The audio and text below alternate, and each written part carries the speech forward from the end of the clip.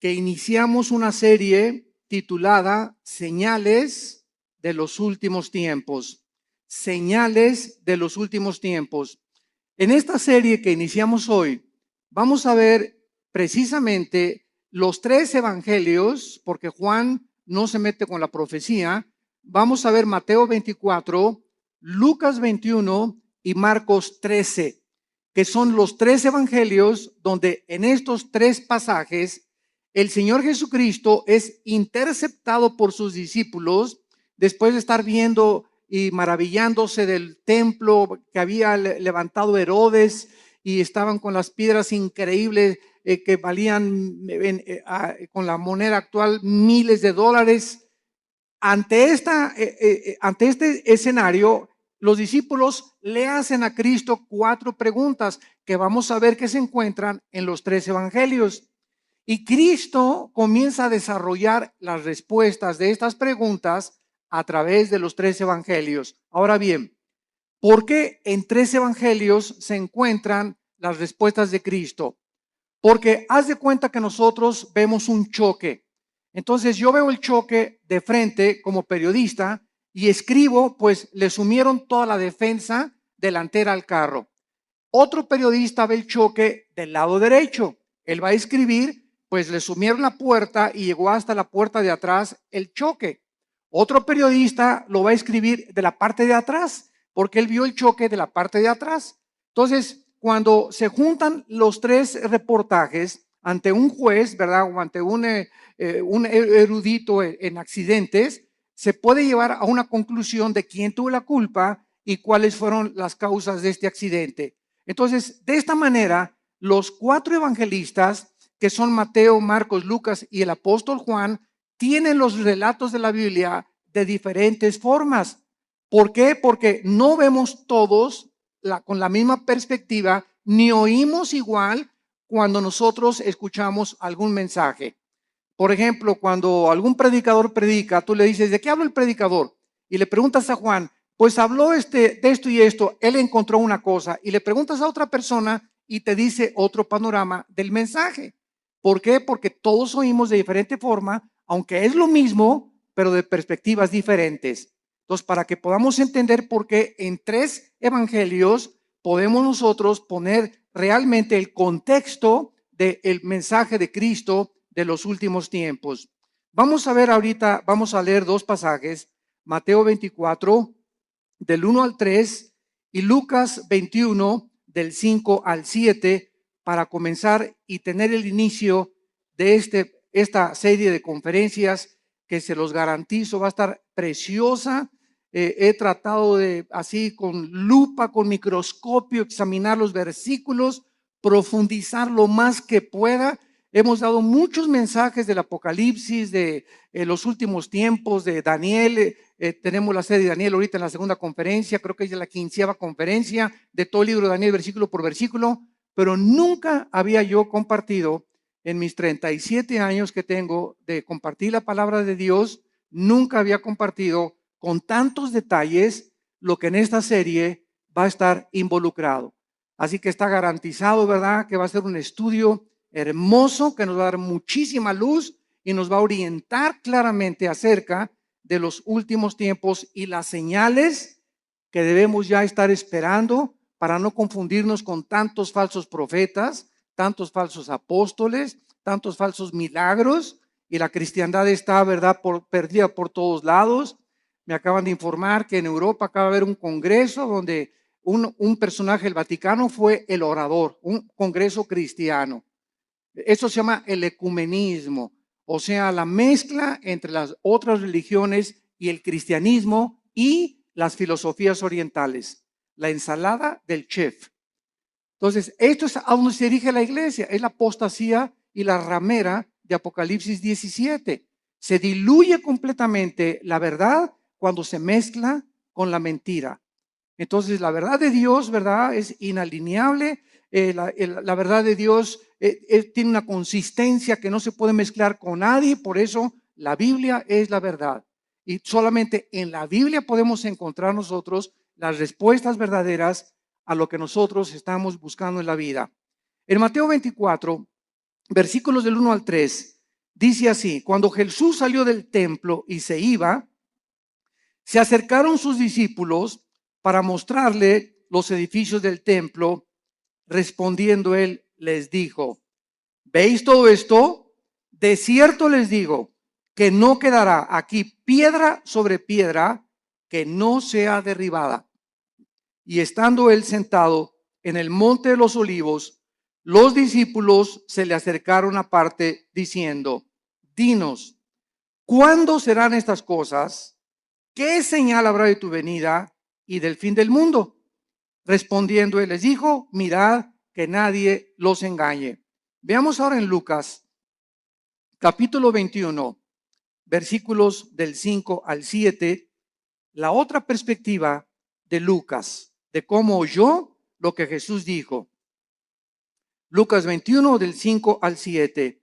Y a unos que hablaban de que el templo estaba adornado de hermosas piedras y ofrendas votivas, dijo: en cuanto a estas cosas que veis, días vendrán en que no quedará piedra sobre piedra, que no sea destruida.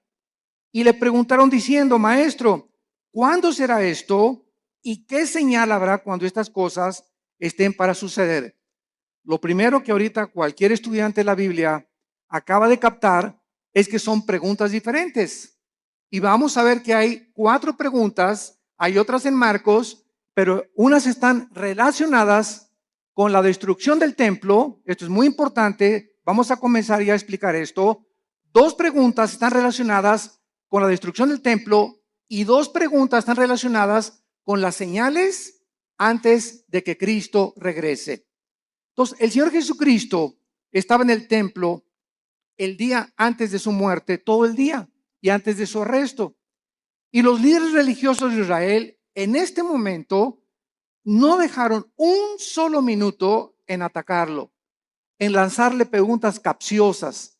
Y aquí ya estaba completamente determinado que los líderes de Israel rechazaron completamente al Mesías. Y al finalizar este día, algo quedó muy claro: Israel rechazaba a Jesucristo como el Mesías. Y después de abandonar el templo, entonces él anuncia lo que acabamos de leer. Ven este templo tan hermoso que adoran todos y estos edificios tan hermosos, yo les digo que van a desaparecer y van a ser destruidos. Ahora, esta catástrofe de la destrucción que Cristo estaba profetizando, ¿cuándo se llevó a cabo? Esta respuesta fue 70 años después de Cristo, cuando Vespasiano, el emperador romano, envía a Tito, su hijo, general romano, y sitian Jerusalén y no dejan piedra sobre piedra. Esta consecuencia de la destrucción del templo era por el orgullo de los judíos, que estaban completamente ensoberbecidos por la belleza arquitectónica de ello y por haber rechazado al autor de la salvación y no la construcción externa que ellos comenzaron a adorar.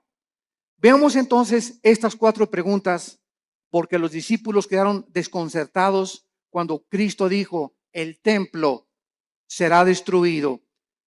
¿Cuándo será la destrucción del templo? Pregunta número 1.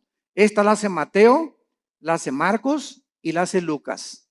La segunda pregunta: ¿cuál será la señal de la destrucción del templo? O sea, primero, ¿cómo será la destrucción del templo o cuándo? Y segundo, ¿hay alguna señal para que sepamos que el templo va a ser destruido? Estas preguntas están relacionadas con el templo, como lo vimos anteriormente. Y la tercera y la cuarta es: ¿cuál será la señal de tu regreso? Esta pregunta la hace Mateo y la hace Marcos. Dinos una señal de cuándo vienes, Jesús. Y la cuarta pregunta: danos una señal de que estamos en los últimos días, de que nos encontramos nosotros ahora en esta generación. Y estas preguntas, como dijimos ya, están divididas en los 2 grupos. Las primeras 2 relacionadas con la destrucción del templo que tuvieron lugar después de la primera venida de Jesucristo hace 2000 años. Entonces, las primeras preguntas son relacionadas después de que Cristo murió, y las otras 2 se van a cumplir antes de que Jesucristo regrese. Pero noten ustedes en Mateo 24, antes de que Cristo diga cualquier señal, esto es asombroso, la advertencia que les hace. Antes de contestar las preguntas proféticas, hace una advertencia a Jesucristo. Mateo 24, versículos 4 y 5. Respondiendo Jesús les dijo, miren que nadie los engañe. O sea, él no responde ninguna de las 4 preguntas todavía. Lo primero, antes, esto es importante, de responderles las preguntas, hace una advertencia. Miren que nadie los engañe. Porque vendrán muchos en mi nombre diciendo, yo soy el Cristo, y a muchos engañarán.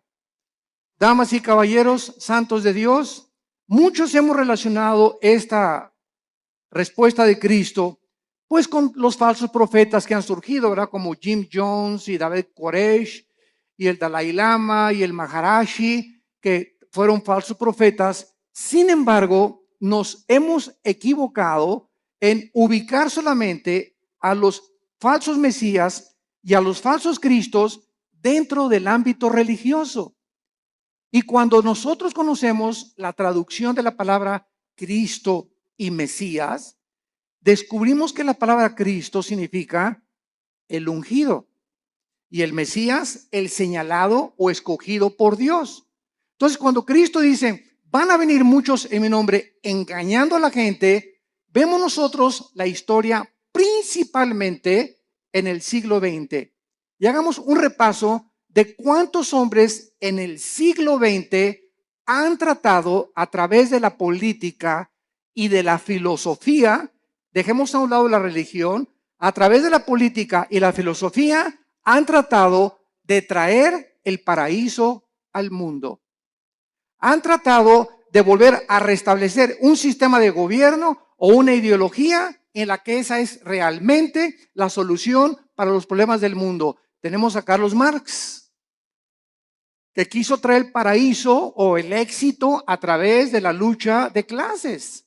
De que si la proletariado vencía a la burguesía, entonces la sociedad iba a vivir igualitariamente, equitativamente, y se iba a acabar la pobreza y se iban a solucionar los problemas, porque el problema desde la perspectiva de él era traer el paraíso, traer una nación o un sistema o una ideología, que es la ideología marxista-leninista, para solucionar los problemas del mundo.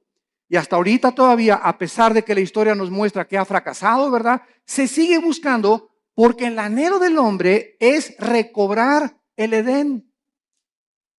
Lo que perdimos en el Edén está vivo dentro del corazón humano. Todos estamos buscando una mejor sociedad, más justicia, paz en el mundo, y tenemos 6,000 años de historia y no hemos visto ningún líder, ningún filósofo, ningún ideólogo, ningún político que haya podido decir, esta es la solución, este es el sistema perfecto, el gobierno perfecto, la filosofía perfecta. Todos han sido intentos de qué cosa?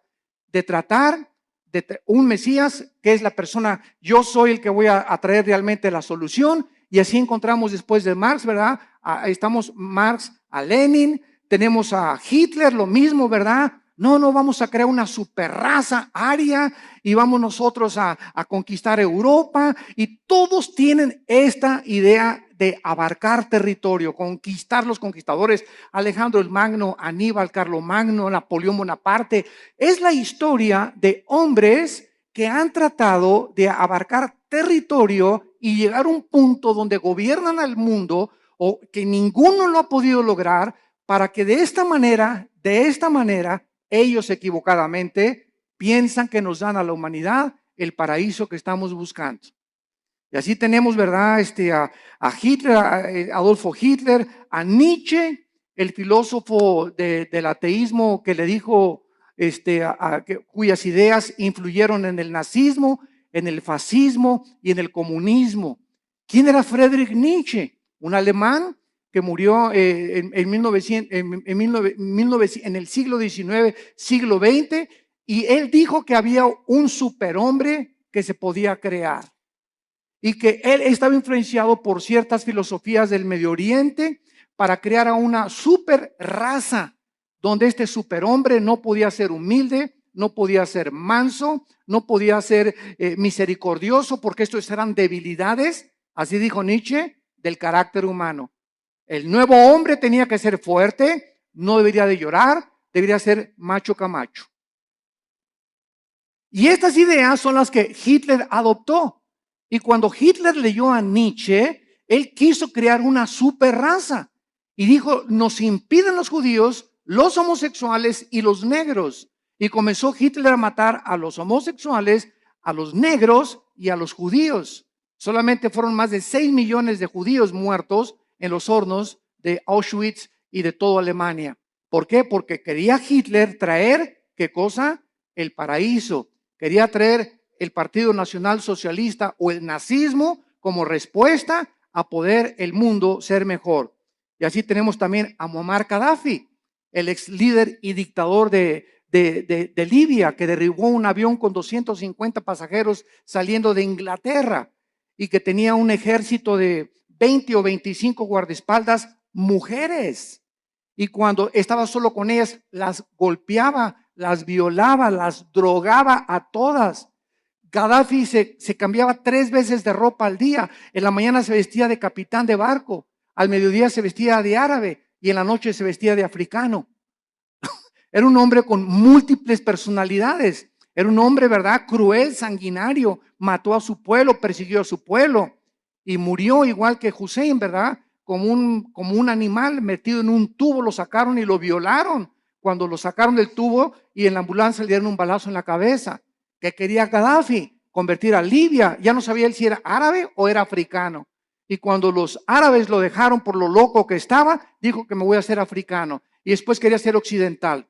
Y así vemos todos estos dictadores. José Stalin, el dictador de Rusia durante la Segunda Guerra Mundial. Después de la Segunda Guerra Mundial manda a matar a más de 15 millones de personas, incluyendo a su familia, a sus hermanas, a sus papás, a sus primos, porque tenía tal paranoia José Stalin que no podía confiar ni de su mamá.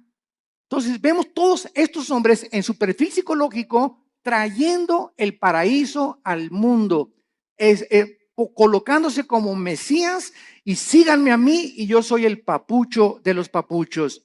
Y así tenemos, ¿verdad? Al Maharishi, también los filósofos orientales, el Maharishi que cuando los Beatles, el famoso grupo inglés, en los 60, a principios de los 70, viajaron a la India. John Lennon viajó a la India y allá conocieron al Maharishi, las filosofías orientales. Y cuando John Lennon regresó de la India, trajo la marihuana a Inglaterra. Y entonces comenzó a publicar así como si fuera un chiste. Fumamos marihuana. Y en la época de los 60s y los 70s, no, el 80% se calcula de los jóvenes en el mundo, en Europa y en América, le entraron a la Verde y a la Golden de Acapulco. A la marihuana. Era un mundo, ¿verdad?, donde la marihuana era lo más normal en esa época de los 60s o de los 70s. Entonces, ¿por qué? Porque el Maharishi dijo, al llegar a Los Ángeles, Dios está llegando a Los Ángeles. Y él fue el que le dijo a John Lennon, porque John Lennon, una semana antes de que lo asesinaran en su edificio en Nueva York, John Lennon dijo a los periodistas, una semana antes, yo soy más famoso y más grande Mesías que Jesucristo. Y a la semana lo asesina un loco, ¿verdad?, que venía de Hawái, que dijo que oyó unas voces que no entendía por qué. Él nunca había matado a nadie, que le decían las voces, mata a John Lennon. Y fue y lo mató. Vemos nosotros la obra de Satanás, ¿verdad? Y cómo Dios se hizo un lado ante un hombre que lo estaba retando y estaba diciendo que era mayor que su hijo Jesucristo.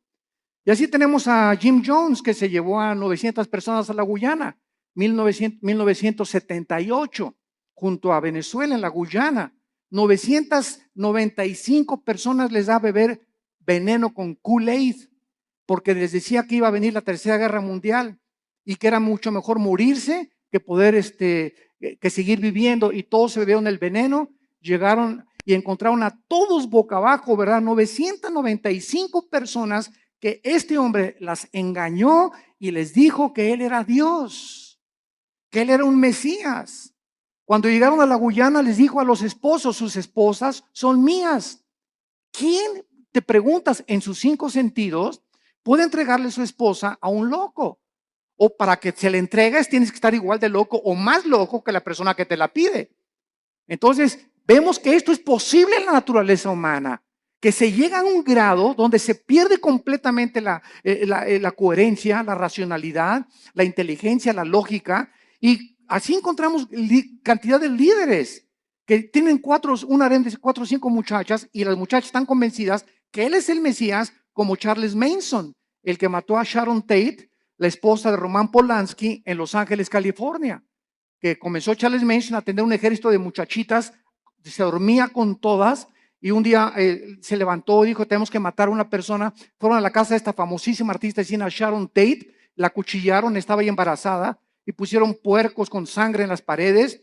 Claro que está ahorita en la cárcel, ¿verdad? Se tatuó aquí la suástica de Hitler, la tiene tatuada Charles Manson, y ¿verdad? Pues está completamente loco. Lo mismo, él quería establecer el paraíso con ese grupo de personas.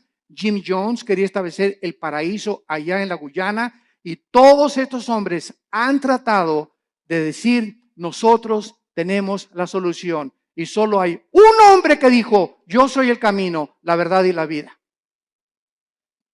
Un solo hombre ha atrevido a decirse, yo soy el camino, y lo ha demostrado con su vida, con su muerte y con su resurrección. Miren que nadie los engañe, porque vendrán cantidad de personajes políticos en el ambiente artístico, en el ambiente filosófico, en el ambiente religioso, ideológico, que van a traer disque soluciones y nuevas ideas para convencerlos que debemos de seguirlos a ellos. Y a muchos engañarán. Y así podemos seguir con esta lista interminable de personas que Cristo, antes de contestar, nos advierte. Cuidado cuando alguien diga, yo traigo la solución al mundo. O este sistema de gobierno es el adecuado. O esta forma es la adecuada. O el Maharashi, o el Dalai Lama, o el Jim Jones, o el Nietzsche, o filósofos, o Platón, o Sócrates. Cuidado con filosofías, dice Colosenses 2:8, que tienen su origen en los seres humanos. Todos nosotros somos seres humanos nacidos de papá y de mamá. Y todos nosotros no venimos del cielo como vino Jesucristo. Él es el único que el Padre envió al mundo. Él venía del Padre, regresó al Padre, y el Padre lo envió para mostrarnos que Él era el camino, la verdad y la vida. Y dichosos aquellos que han podido venir a la cruz y encontrar en el Hijo de Dios la respuesta a su problema, no solamente existencial, sino a su problema también de pecado y de la vida eterna. Yo recuerdo que todos estos personajes que les acabo de mencionar, los estudié antes de ser cristiano. Yo era un apasionado de la lectura. Me acuerdo de los 10, 11 años de edad. Dios lo pone en uno, ¿verdad? No me jacto de esto, pero siempre me gustó muchísimo leer desde la primaria.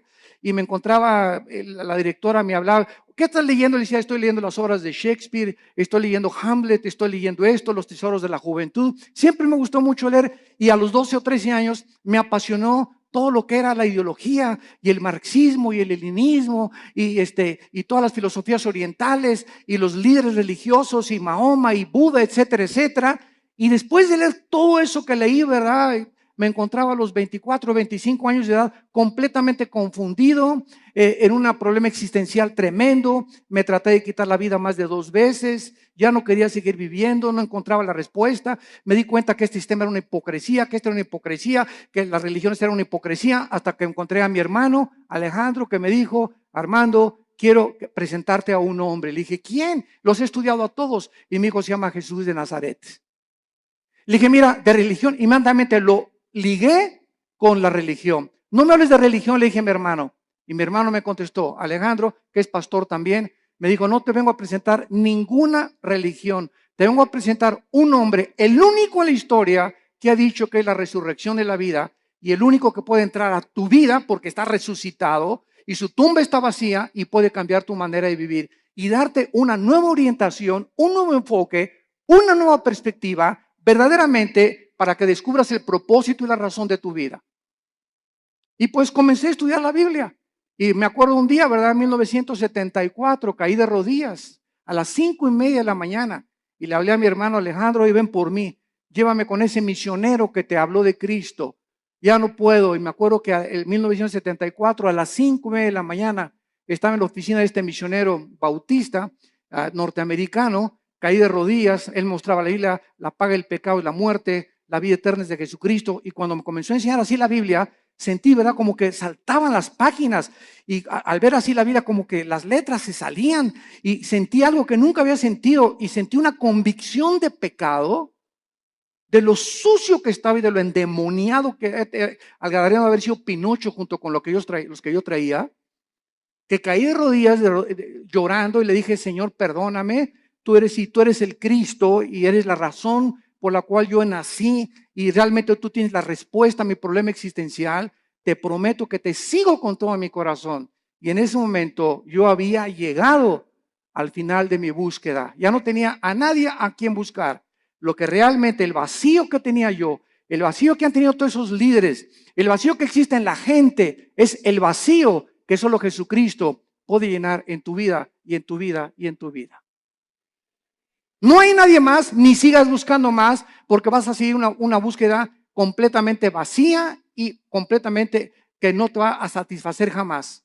Cuando tú llegues a Jesucristo, has llegado al hombre que realmente tiene las respuestas a tu problema de dónde venimos, quiénes somos y a dónde nos dirigimos. Y es maravilloso, ¿verdad?, cuando estudiamos a Jesucristo, que venimos a estudiar una persona que nos da respuestas que trascienden completamente la lógica y la inteligencia humana. Y precisamente como Él dijo: mis pensamientos no son vuestros pensamientos, ni mis caminos son vuestros caminos. Al venir a la Biblia nos estrellamos, chocamos con la mente de Dios porque no es nuestra mente.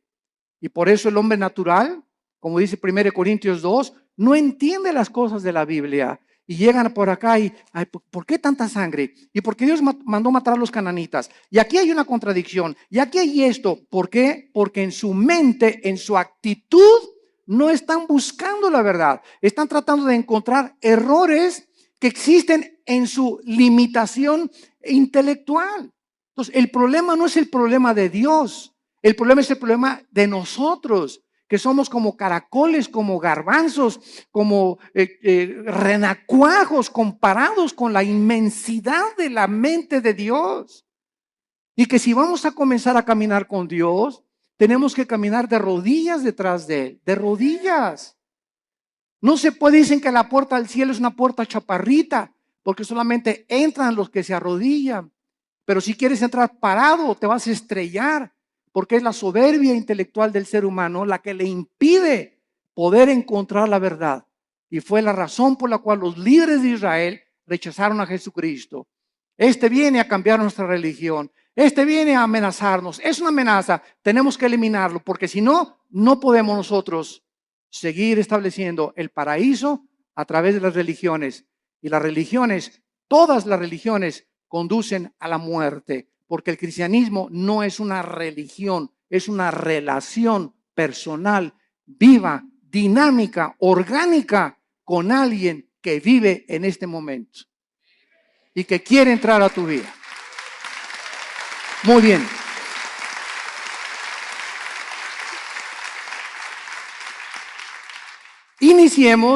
Iniciemos ahora las respuestas a las preguntas 1 y 2. Que recordamos están relacionadas con la destrucción del templo. El Señor Jesús no contestó estas primeras dos preguntas en Mateo 24, pero lo hizo claramente en Lucas 21 y en Marcos 13, en cuanto a cuándo sería la destrucción del templo. Y estos pasajes que vamos a leer ahorita son claramente distinguidos de los últimos días, o sea, en respuesta a cuándo se iba a destruir el templo, vuelvo a repetir, sucedió antes de que Él regresara y después de su muerte. Las otras dos preguntas tienen su respuesta hasta antes de que Él venga en su segunda venida. Las señales del fin del siglo y las señales del regreso del Hijo de Dios. Vamos a Lucas 21 y veamos otra vez la pregunta de los discípulos. Versículo del 12 al 19. Y vean ustedes la respuesta que da Jesús en Lucas. No la dio en Mateo, la dio en Lucas esta pregunta. esta respuesta a esta pregunta. Lucas 21, del 12 al 19. Pero antes de todas estas cosas, os echarán mano y os perseguirán y os entregarán a las sinagogas y a las cárceles, y seréis llevados ante reyes y ante gobernadores por causa de mi nombre. Y esto será ocasión para dar testimonio. Proponer en vuestros corazones no pensar antes cómo habéis de responder en vuestra defensa, porque yo os daré palabra y sabiduría, la cual no podrán resistir ni contradecir todos los que se opongan. Mas seréis entregados aún por vuestros padres y hermanos y parientes y amigos, y matarán a algunos de vosotros, y seréis aborrecidos por todos por causa de mi nombre, pero ni un cabello de vuestra cabeza perecerá. Con vuestra paciencia ganaréis vuestras almas. Muy bien, vemos nosotros que cuando no entendemos qué respuesta está dando Jesucristo, creemos que esto se aplica para nuestra época. Y esta respuesta de Cristo, ¿verdad? Estos versículos describen lo que sucedería antes de la destrucción del templo. O sea, entre la muerte de Cristo y la destrucción del templo pasaron 70 años, porque fue en el año 70 después de Cristo cuando el general Tito, los romanos, arrasaron Jerusalén. Entonces Cristo está describiendo ahorita lo que iba a suceder inmediatamente después de su muerte y antes de la destrucción del templo. Y les advierte claramente, escuchen esto, abran los oídos, esto es a los judíos, porque fue en Jerusalén y en Samaria donde el evangelio comenzó a propagarse, les advierte de la gran persecución que vendría contra ellos. Nota en el versículo 12 de Lucas 21 la palabra sinagogas. Aquí, por esta razón, esta palabra es una clave para descubrir que está hablándoles a los judíos, porque está diciéndoles, los entregarán sus propios hermanos. Los mismos judíos, vamos a verlo más tarde, en el libro de los Hechos, fueron los judíos los que comenzaron a perseguir a los seguidores de Jesucristo. Y veamos nosotros en Marcos 13, versículo 9, Marcos 13, 9. Pero mirad por vosotros mismos, porque os entregarán a los concilios y en las sinagogas os azotarán. Marcos también responde y les dice a los judíos, usando la palabra concilios, que era un concilio, las cortes de los judíos, los lugares donde los judíos juzgaban a los judíos. Entonces, tanto Marcos como Lucas está diciéndonos, ¿verdad?, que antes de la destrucción del templo, ellos iban a ser perseguidos. Veamos rápidamente esto en el libro de los Hechos. El apóstol Pablo fue llevado ante Félix, el gobernador romano, para ser interrogado. Hechos 23 y Hechos 24. Y después Pablo apeló para ir al César. Hechos 25. Después de la destrucción del templo, los judíos continuaron siendo perseguidos, los judíos, por muchos siglos. Pero miles de judíos se convirtieron a Cristo durante los primeros siglos. Veamos rápidamente algunos ejemplos. Hechos 2:41. Así que los que recibieron su palabra, está hablando de los judíos, fueron bautizados y se añadieron aquel día como 3,000 judíos convertidos inmediatamente después de la resurrección. Capítulo 4, versículo 4 del libro de los Hechos. Pero muchos de los que habían oído la palabra creyeron, y el número de los varones era como 5,000. De 3,000 se agregaron 2,000 más conversiones de los judíos. Capítulo 6, versículo 7. Y crecía la palabra del Señor, y el número de los discípulos se multiplicaba grandemente en Jerusalén, y los sacerdotes, muchos también de ellos, obedecían a la fe. Capítulo 21, versículo 21 del mismo libro de los Hechos. Y dice así: cuando ellos lo oyeron, glorificaron a Dios y le dijeron: ya ves, hermano, cuántos millares de judíos hay que han creído y todos son celosos por la ley. pero al mismo tiempo que miles de judíos se convirtieron, fueron también los mismos judíos los que comenzaron a perseguirles a ellos. Y amados santos de Dios, sucede lo mismo dentro del cristianismo. Los ataques más grandes que tenemos en la iglesia cristiana son de muchos que se dicen nuestros hermanos en la fe. Qué triste, ¿verdad? Yo ya llega un momento, ¿verdad? Que ya ni me meto a ver todas las cosas que sacan en internet, que un hermano atacó a otro y que a este cantante le dijeron esto y que por aquí, por allá, y dando un espectáculo al mundo horrible, ¿verdad? Porque esto no debe de ser. La ropa sucia se lava en casa y la regla es entre nosotros. ¿Tienes algo contra ese cantante? ¿Tienes algo contra ese pastor? No lo ventanees. ¿Por qué? Porque damos mal testimonio al mundo. Ve con ese hermano o mándale un correo a ese hermano y dile, yo no estoy de acuerdo con esto y con esto por usted. Dígame si a lo mejor yo estoy equivocado. Porque muchas veces nos erigimos como jueces y como dueños absolutos de la verdad. No, y lo que tú declaraste, ¿verdad? Dice, ok, pues demuéstramelo con la Biblia. Y si me lo demuestras con la Biblia, lo acepto humildemente. Porque no hay un solo hombre más que Jesucristo. No ha existido nadie que sea perfecto, ni que tenga todo el horizonte de la verdad en posesión de él. Jeremías conocía algo de la verdad, Isaías otra cosa, Habacuc otra cosa, Zacarías otra cosa, Malaquías otra cosa, Lucas vio las cosas diferentes, pero todos teníamos o tenemos, ¿verdad?, la misma consistencia de la verdad y las mismas verdades esenciales, pero vistas de otras maneras. Hay hermanos nuestros que dicen, ¿verdad? Tú vas a su iglesia que necesitas hablar en lengua, si no, no tienes al Espíritu Santo. Así están viendo ellos algunos versículos que así les han enseñado. Y ellos no se han puesto a ver la verdad. Ves a otra iglesia de otra denominación y te dicen, pues que el bautismo es a los niños y que de chiquito los puedes bautizar por aspersión. Así ellos ven el bautismo, otros no, ¿verdad? No, tienes que someterte debajo del agua para realmente ser bautizado conforme a la Biblia.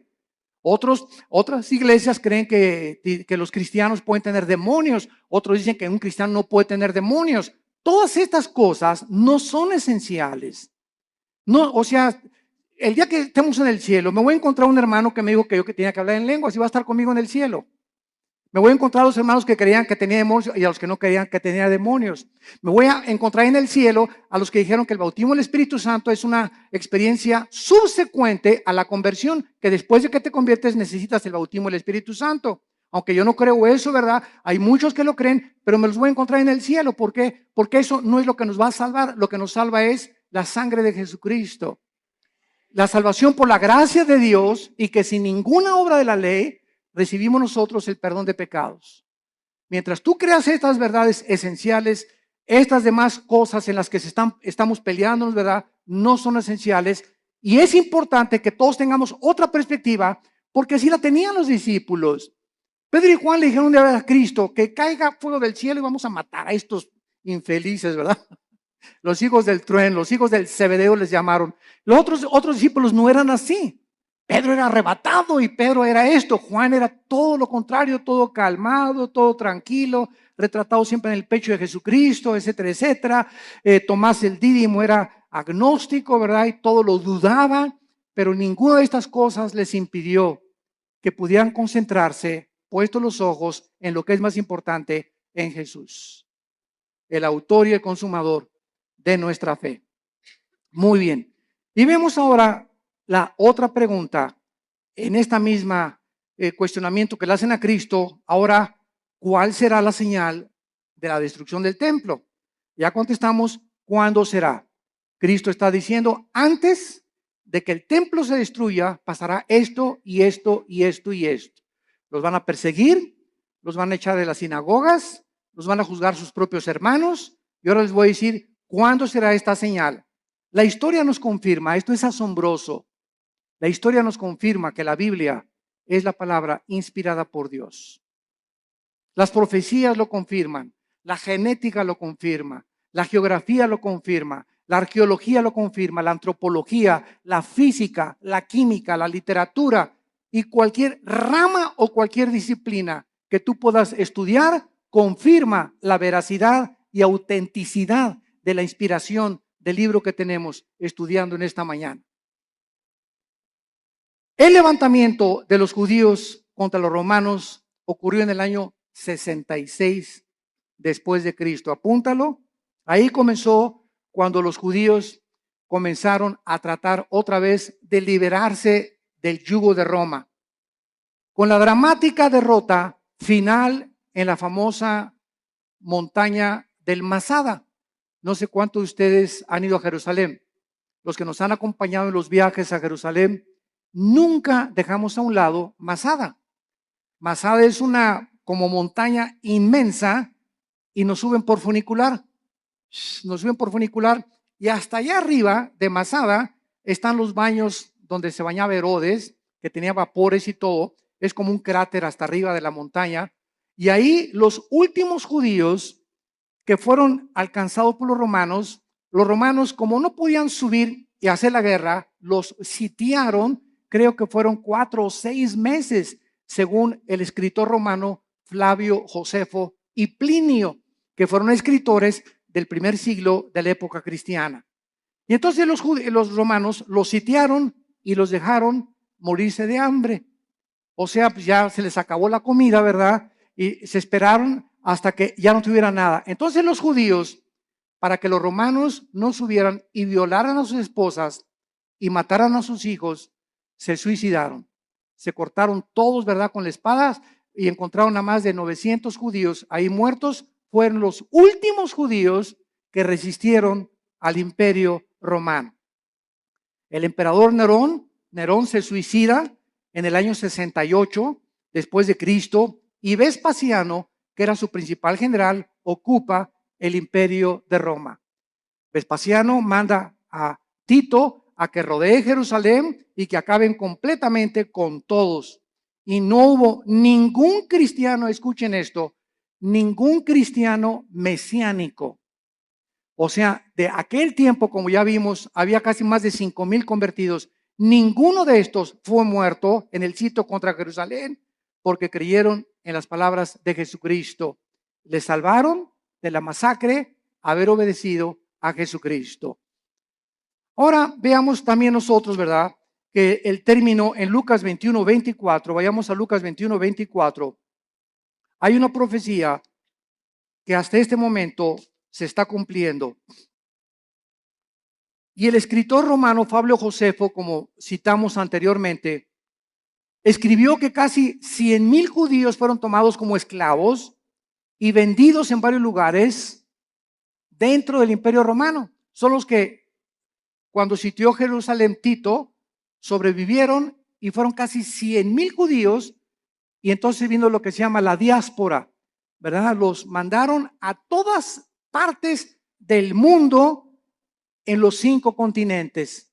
Y vean la profecía de Cristo, Lucas 21:24, y caerán a filo de espada. ¿Cuándo se cumplió? En el año 70 después de Cristo. Y serán llevados cautivos a todas las naciones. Se cumplió después del año 70 hasta 1948 que se independizó Israel. Y andas ahí buscando a Nostradamus. ¿Qué dice Nostradamus? Jesús, María y José y el burrito que los acompaña. Cada cosa que Jesucristo profetizó, la historia lo confirma. Y escuchen esto, y Jerusalén, esto es asombroso, será hollada, o sea, pisoteada por los gentiles hasta que los tiempos de los gentiles se cumplan. El tiempo de los gentiles, esto es muy importante para los estudiantes de la Biblia. El tiempo de los gentiles designa un periodo en el cual los imperios no judíos, los imperios mundiales, tendrían el poder o el control de la nación de Israel, y comenzó el tiempo de los gentiles en el año 586 antes de Cristo, cuando el rey Nabucodonosor invade Jerusalén y se lleva al exilio a miles de judíos. Desde el año 586 hasta 1948, para ser exactos, el 14 de mayo la nación de Israel, después de casi 2000 años de haber sido dispersada por todos los continentes para que se cumplieran las palabras de Jesucristo, ante los ojos expectantes del mundo, se reúne Israel y el 14 de mayo se declara la libre nación soberana independiente de Israel. Ninguna otra nación en el estudio de la sociología, en el estudio de la historia, en el estudio de la antropología del ser humano, en ninguna otra nación, ni tribu, ni lengua en la historia del mundo sucedió lo que sucedió con la nación de Israel. Ahora entendemos nosotros los estudiantes de la Biblia cuando nos preguntan, ¿y por qué Israel? Y ahí viene la envidia. ¿Y por qué este trae este carro? ¿Y por qué este trae esta casa? ¿Y por qué? Y la envidia nos corroe y la envidia siempre está, ¿por qué no tengo yo lo que esa persona tiene? Y sabemos la respuesta, simplemente porque Dios escogió a Israel para que los ojos del mundo se concentraran en esta nación y pudiéramos ver nosotros, esta generación que ahorita está escuchando estas palabras, que somos la generación le llaman en inglés los baby boomers, los que nacieron del 45 más o menos a nuestros años, o los del 70 o 70, 80, o naciste en los 90, etcétera. Pero tú eres testigo de que en el 48 Israel regresó conforme a profecías de hace 2500 años y las palabras de Cristo hace 2000 años. Entonces, esta es la razón por la cual Dios escogió a Israel, no porque sean más inteligentes, ni simplemente para que se concentraran las profecías de los últimos tiempos y nosotros, los estudiantes de la Biblia, los que estamos buscando qué tiempo estamos viviendo y en qué generación nos encontramos y cómo debemos de vivir en estos tiempos, ver que Israel es el termómetro de Dios. Israel es el termómetro de Dios. Y todo lo que sucede en Israel físicamente sucede en el mundo espiritual. Y así como Israel está siendo ahorita amenazada, nunca en la historia, desde hace 2000 años, la iglesia se había visto tan amenazada como en el siglo XXI. Esta nueva legislación de los matrimonios gays. La nueva legislación, escuchen, están las Naciones Unidas por declarar que Jerusalén no pertenece a los judíos, la van a declarar. Hace una semana lo dictaminaron la ciudad internacional. Les van a quitar a los judíos Jerusalén.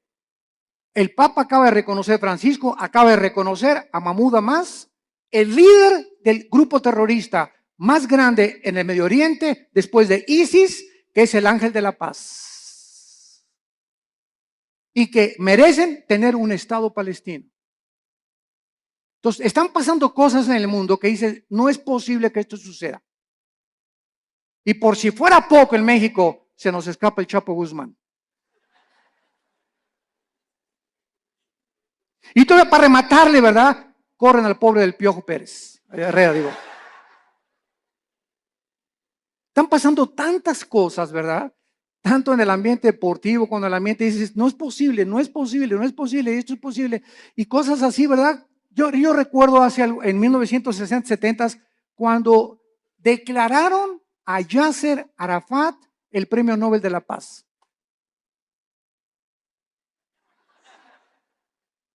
¿Cómo es posible que al más grande líder terrorista, que en 1972 mató a más de 15 atletas judíos en Berlín, en las Olimpiadas en Múnich, en Berlín, en Alemania, ¿cómo es posible que lo hayan declarado el Premio Nobel de la Paz?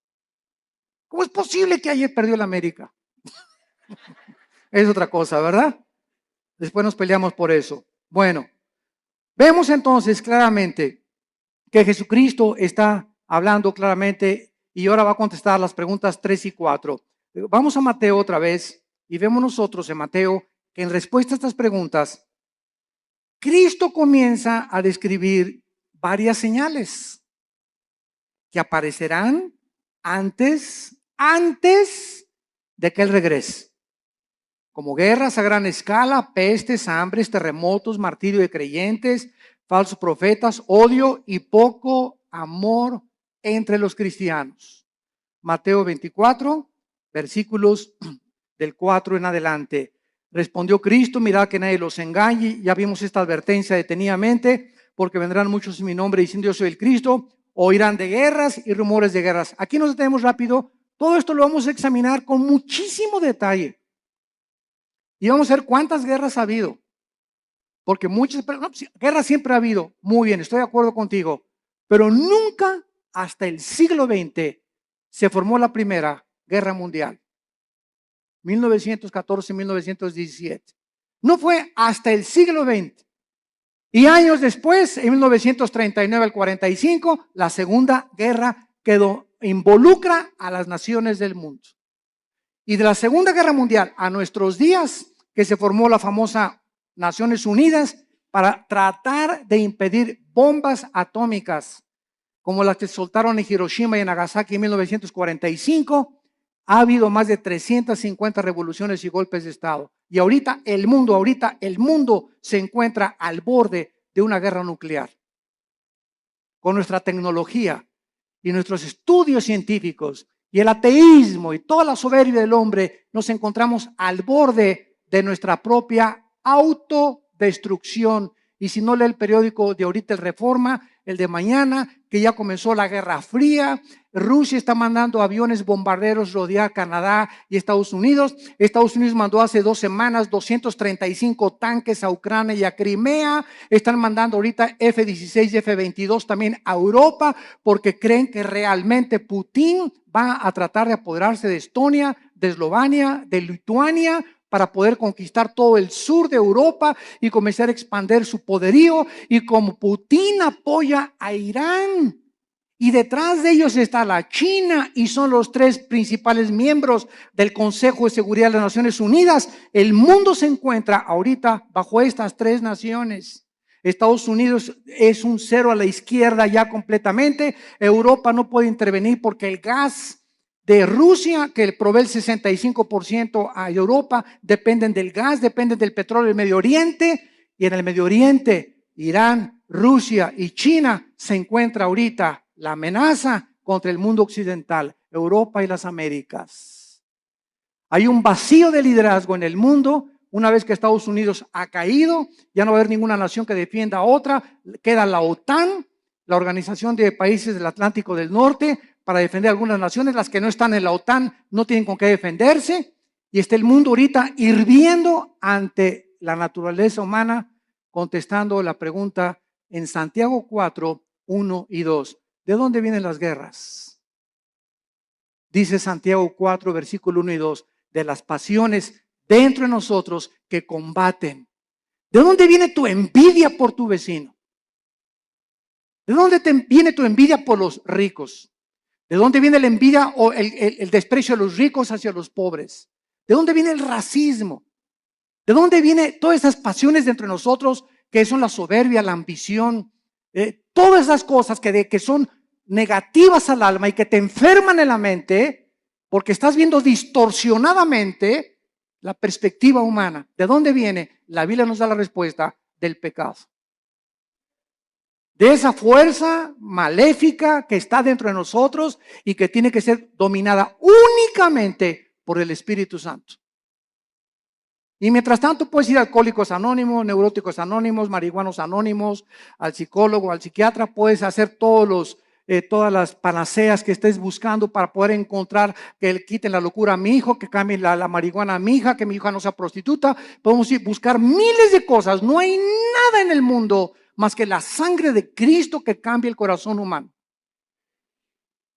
Todo lo demás son panaceas y esfuerzos inútiles de poder transformar al ser humano en un ser altruista, amable, considerado, perdonador, sin envidia, sin ambiciones, sin avaricia. Solo Cristo puede hacer este milagro en el corazón de los seres humanos.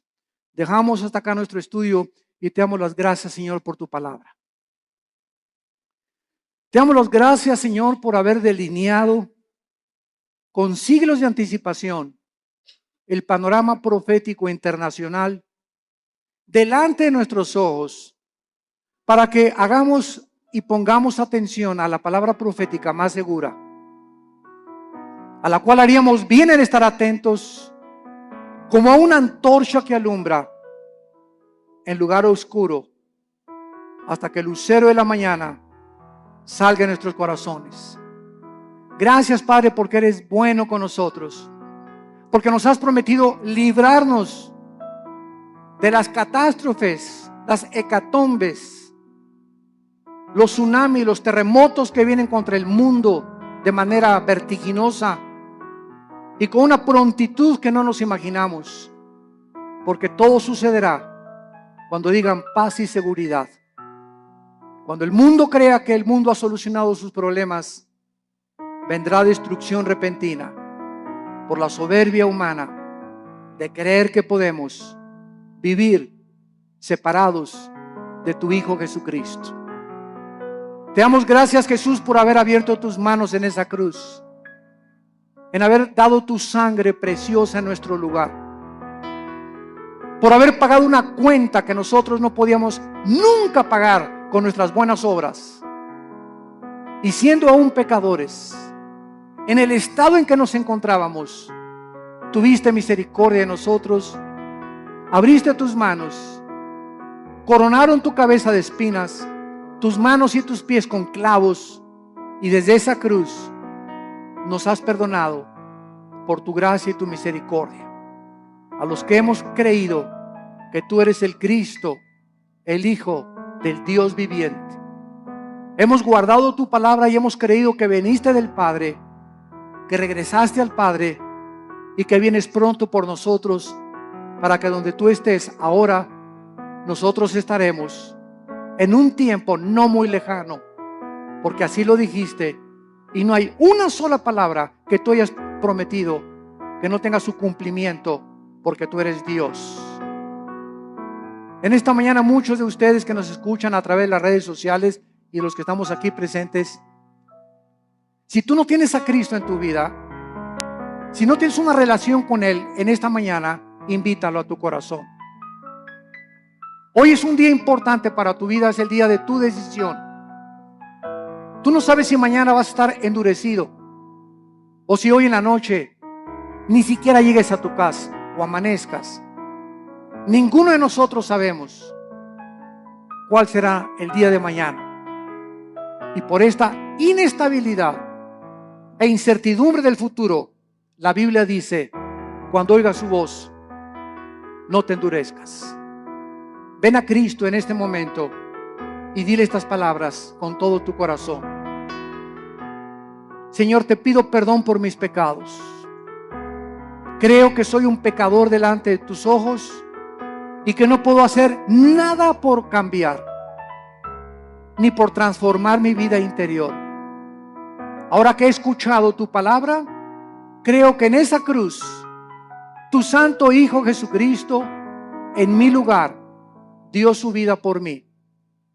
Señor Jesús, te doy gracias por esa sangre preciosa que en este momento me limpia de todo mi pasado y de todas las cosas malas que había hecho.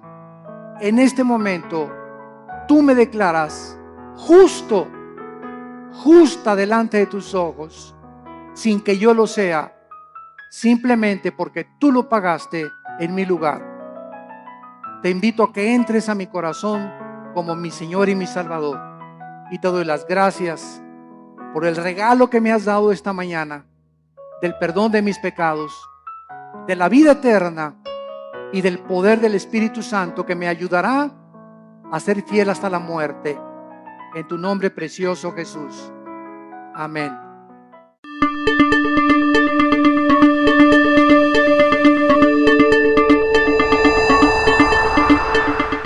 Antes de que Cristo diga cualquier señal, esto es asombroso, la advertencia que les hace. Antes de contestar las preguntas proféticas, hace una advertencia a Jesucristo. Mateo 24, versículos 4 y 5. Respondiendo Jesús les dijo: miren que nadie los engañe. O sea, Él no responde ninguna de las 4 preguntas todavía. Lo primero, antes, esto es importante, de responderles las preguntas, hace una advertencia: miren que nadie los engañe. Porque vendrán muchos en mi nombre diciendo: yo soy el Cristo, y a muchos engañarán. Damas y caballeros, santos de Dios, Muchos hemos relacionado esta respuesta de Cristo pues con los falsos profetas que han surgido, ¿verdad? Como Jim Jones y David Koresh y el Dalai Lama y el Maharashi, que fueron falsos profetas. Sin embargo, nos hemos equivocado en ubicar solamente a los falsos mesías y a los falsos cristos dentro del ámbito religioso.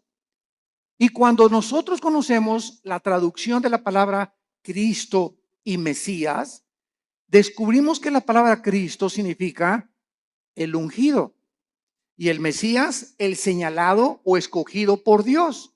Entonces, cuando Cristo dice, van a venir muchos en mi nombre engañando a la gente, vemos nosotros la historia principalmente en el siglo XX.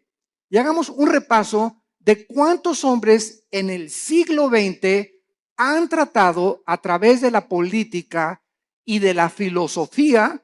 Dejemos a un lado la religión, a través de la política y la filosofía han tratado de traer el paraíso al mundo. Han tratado de volver a restablecer un sistema de gobierno o una ideología en la que esa es realmente la solución para los problemas del mundo. Tenemos a Carlos Marx, que quiso traer el paraíso o el éxito a través de la lucha de clases. De que si la proletariado vencía a la burguesía, entonces la sociedad iba a vivir igualitariamente, equitativamente, y se iba a acabar la pobreza y se iban a solucionar los problemas, porque el problema desde la perspectiva de él era traer el paraíso, traer una nación o un sistema o una ideología, que es la ideología marxista-leninista, para solucionar los problemas del mundo. Y hasta ahorita todavía, a pesar de que la historia nos muestra que ha fracasado, ¿verdad? Se sigue buscando porque el anhelo del hombre es recobrar el Edén. Lo que perdimos en el Edén está vivo dentro del corazón humano. Todos estamos buscando una mejor sociedad, más justicia, paz en el mundo, y tenemos 6,000 años de historia y no hemos visto ningún líder, ningún filósofo, ningún ideólogo, ningún político que haya podido decir, esta es la solución, este es el sistema perfecto, el gobierno perfecto, la filosofía perfecta. Todos han sido intentos de qué cosa? De tratar de un Mesías que es la persona, yo soy el que voy a traer realmente la solución. Y así encontramos después de Marx, ¿verdad? Estamos Marx a Lenin, tenemos a Hitler, lo mismo, ¿verdad? No, vamos a crear una superraza aria y vamos nosotros a conquistar Europa, y todos tienen esta idea de abarcar territorio, conquistar los conquistadores, Alejandro el Magno, Aníbal, Carlomagno, Napoleón Bonaparte. Es la historia de hombres que han tratado de abarcar territorio y llegar a un punto donde gobiernan al mundo, o que ninguno lo ha podido lograr, para que de esta manera, ellos equivocadamente piensan que nos dan a la humanidad el paraíso que estamos buscando. Y así tenemos, ¿verdad?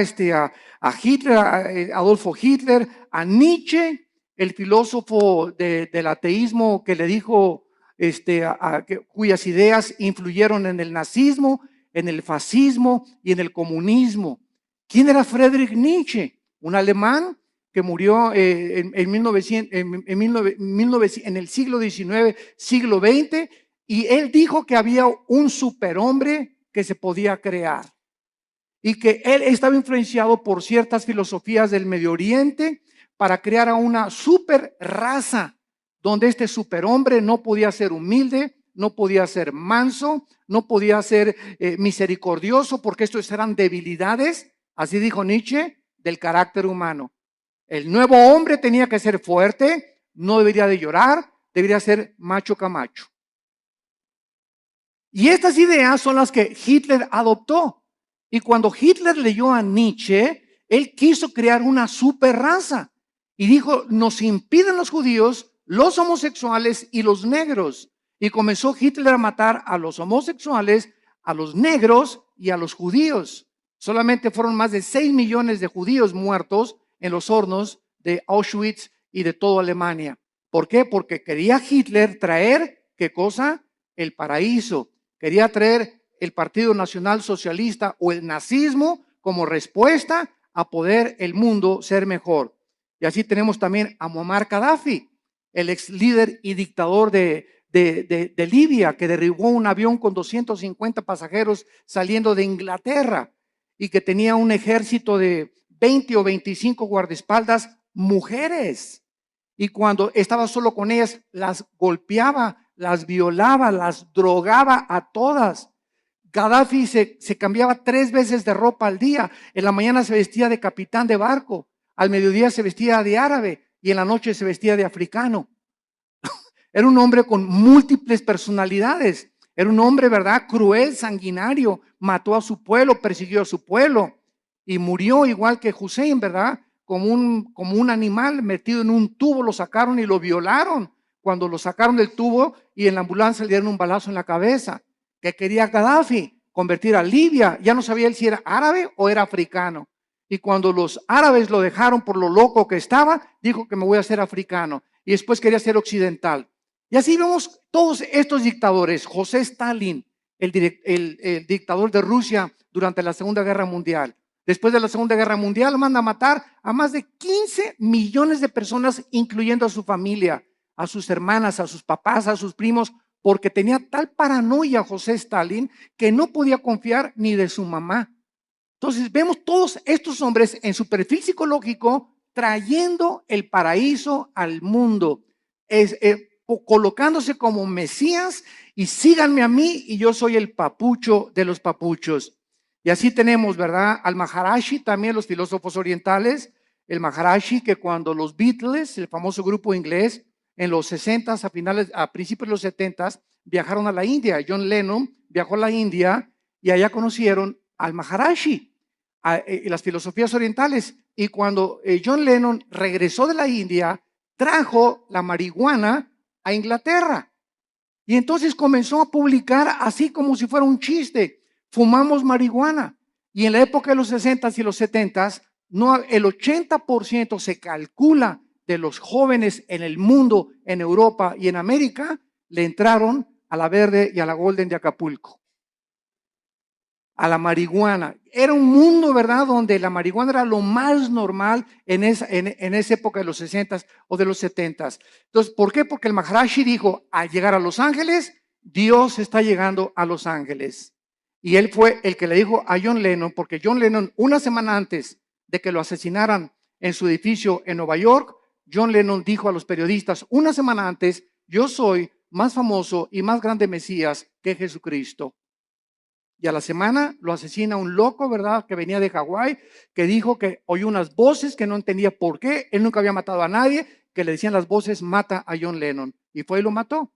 Vemos nosotros la obra de Satanás, ¿verdad? Y cómo Dios se hizo un lado ante un hombre que lo estaba retando y estaba diciendo que era mayor que su hijo Jesucristo. Y así tenemos a Jim Jones, que se llevó a 900 personas a la Guyana, 1978, junto a Venezuela en la Guyana. 995 personas les da a beber veneno con Kool-Aid, porque les decía que iba a venir la Tercera Guerra Mundial y que era mucho mejor morirse que poder que seguir viviendo, y todos se bebieron el veneno. Llegaron y encontraron a todos boca abajo, ¿verdad? 995 personas que este hombre las engañó y les dijo que él era Dios, que él era un Mesías. Cuando llegaron a la Guyana les dijo a los esposos, sus esposas son mías. ¿Quién, te preguntas, en sus 5 sentidos puede entregarle su esposa a un loco? O para que se le entregues tienes que estar igual de loco o más loco que la persona que te la pide. Entonces vemos que esto es posible en la naturaleza humana, que se las sinagogas y a las cárceles y seréis llevados ante reyes y ante gobernadores por causa de mi nombre. Y esto será ocasión para dar testimonio. Proponer en vuestros corazones no pensar antes cómo habéis de responder en vuestra defensa, porque yo os daré palabra y sabiduría, la cual no podrán resistir ni contradecir todos los que se opongan. Mas seréis entregados aún por vuestros padres y hermanos y parientes y amigos, y matarán a algunos de vosotros. Y seréis aborrecidos por todos por causa de mi nombre, pero ni un cabello de vuestra cabeza perecerá.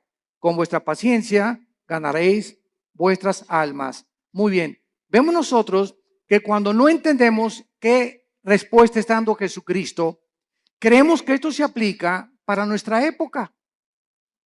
Y esta respuesta de Cristo, ¿verdad? Estos versículos describen lo que sucedería antes de la destrucción del templo.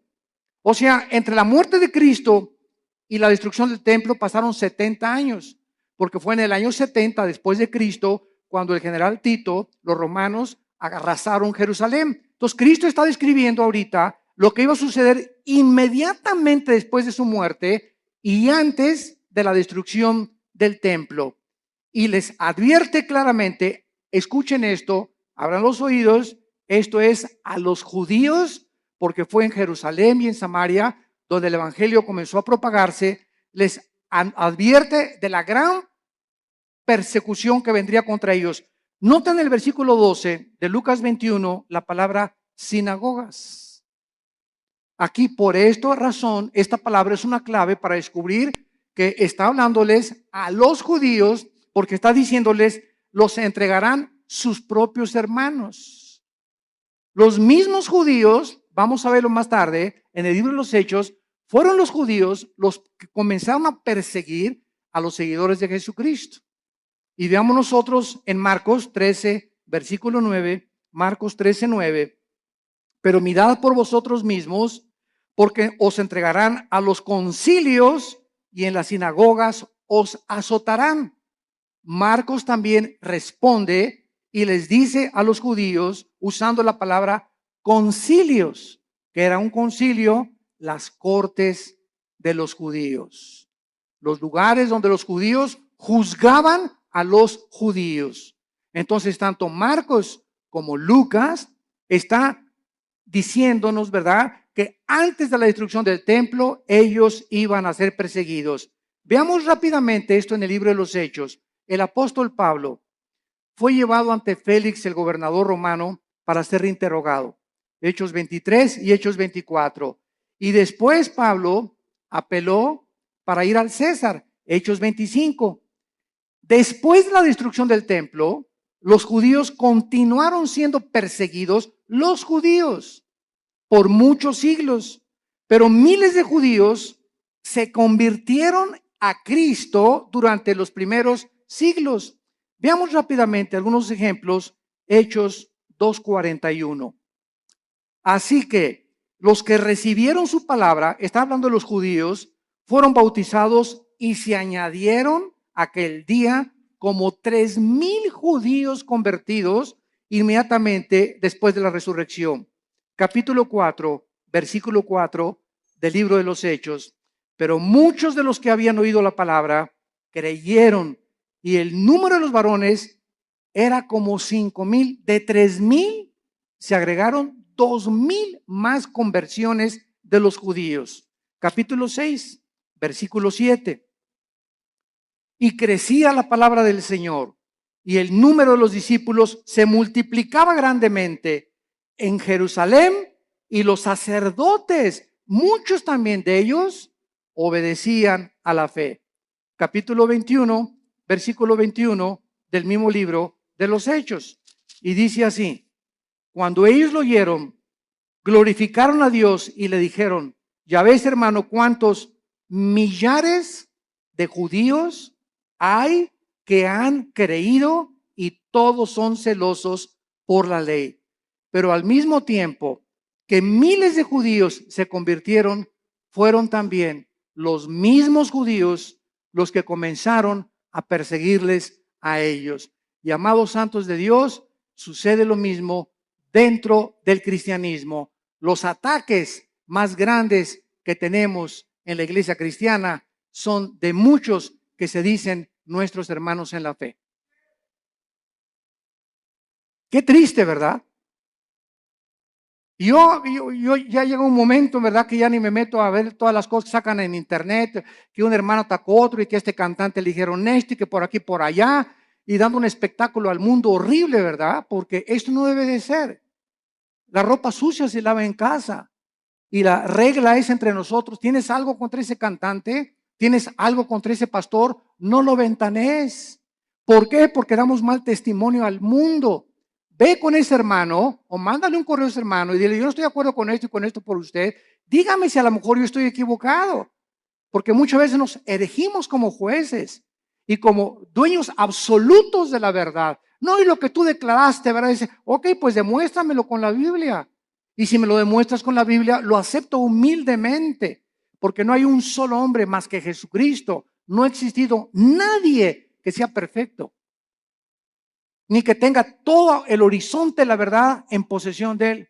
Jeremías conocía algo de la verdad, Isaías otra cosa, Habacuc otra cosa, Zacarías otra cosa, Malaquías otra cosa, Lucas vio las cosas diferentes, pero todos teníamos o tenemos, ¿verdad?, la misma consistencia de la verdad y las mismas verdades esenciales, pero vistas de otras maneras. Hay hermanos nuestros que dicen, ¿verdad? Tú vas a su iglesia que necesitas hablar en lengua, si no, no tienes al Espíritu Santo. Así están viendo ellos algunos versículos que así les han enseñado. Y ellos no se han puesto a ver la verdad. Ves a otra iglesia de otra denominación y te dicen, pues que el bautismo es a los niños y que de chiquitos los puedes bautizar por aspersión. Así ellos ven el bautismo, otros no, ¿verdad? No, tienes que someterte debajo del agua para realmente ser bautizado conforme a la Biblia. Otras iglesias creen que los cristianos pueden tener demonios, otros dicen que un cristiano no puede tener demonios. Todas estas cosas no son esenciales. No, o sea, el día que estemos en el cielo, me voy a encontrar un hermano que me dijo que yo que tenía que hablar en lenguas y va a estar conmigo en el cielo. Me voy a encontrar a los hermanos que creían que tenía demonios y a los que no creían que tenía demonios. Me voy a encontrar en el cielo a los que dijeron que el bautismo del Espíritu Santo es una experiencia subsecuente a la conversión, que después de que te conviertes necesitas el bautismo del Espíritu Santo. Aunque yo no creo eso, ¿verdad? Hay muchos que lo creen, pero me los voy a encontrar en el cielo. ¿Por qué? Porque eso no es lo que nos va a salvar. Lo que nos salva es la sangre de Jesucristo.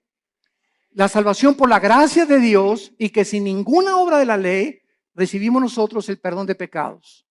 Mientras tú creas estas verdades esenciales, estas demás cosas en las que estamos peleándonos, ¿verdad?, no son esenciales. Y es importante que todos tengamos otra perspectiva, porque así la tenían los discípulos. Pedro y Juan le dijeron de a Cristo que caiga fuego del cielo y vamos a matar a estos infelices, ¿verdad? Los hijos del trueno, los hijos del Zebedeo les llamaron. Los otros discípulos no eran así. Pedro era arrebatado y Pedro era esto. Juan era todo lo contrario, todo calmado, todo tranquilo, retratado siempre en el pecho de Jesucristo, etcétera, etcétera. Tomás el Dídimo era agnóstico, ¿verdad? Y todo lo dudaba, pero ninguna de estas cosas les impidió que pudieran concentrarse, puestos los ojos en lo que es más importante, en Jesús, el autor y el consumador de nuestra fe. Muy bien. Y vemos ahora la otra pregunta en esta misma cuestionamiento que le hacen a Cristo. Ahora, ¿cuál será la señal de la destrucción del templo? Ya contestamos, ¿cuándo será? Cristo está diciendo, antes de que el templo se destruya, pasará esto y esto y esto y esto. Los van a perseguir, los van a echar de las sinagogas, los van a juzgar sus propios hermanos. Y ahora les voy a decir, ¿cuándo será esta señal? La historia nos confirma, esto es asombroso.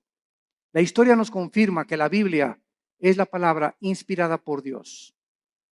Las profecías lo confirman, la genética lo confirma, la geografía lo confirma, la arqueología lo confirma, la antropología, la física, la química, la literatura y cualquier rama o cualquier disciplina que tú puedas estudiar confirma la veracidad y autenticidad de la inspiración del libro que tenemos estudiando en esta mañana.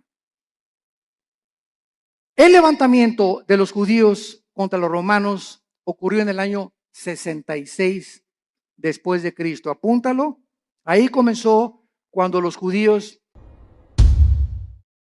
que iniciamos una serie titulada Señales de los últimos tiempos. Señales de los últimos tiempos.